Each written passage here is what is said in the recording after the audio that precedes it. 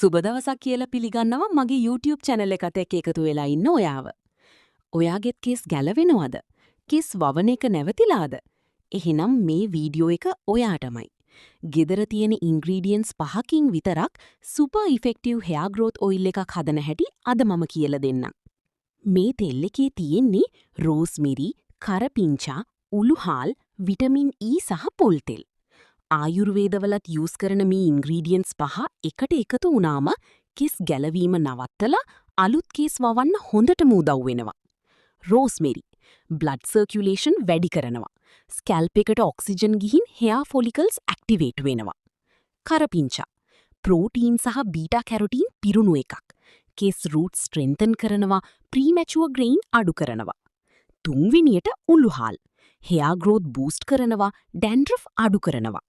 හතරවෙනියට vitamin E scalp එක repair කරලා shine එකක් ඇඩ් කරනවා. අන්තිමට පොල් තෙල් ඩීප් කන්ඩිෂනින් කරලා තෙල් එක ස්කැල්ප් එකට හොඳට පෙනට්‍රේට් වෙන්න උදව් කරනවා. දැන් අපි බලමු තෙල් එක හදන විදිය. පෑන් එකකට පොල් තෙල් කෝප එකක් දාන්න.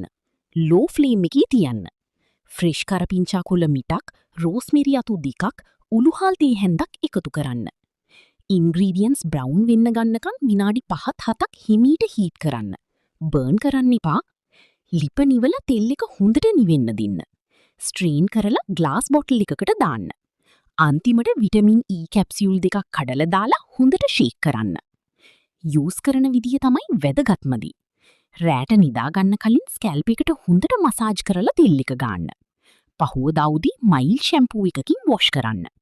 සතියට 2-3 වතාවක් කරොත් මාසයක් ඇතුළත වෙනස ෆීල් වෙනවා. මේ තෙල් එක කෙමිකල්ස් නැති 100% නැචරල් රෙමඩි එකක්.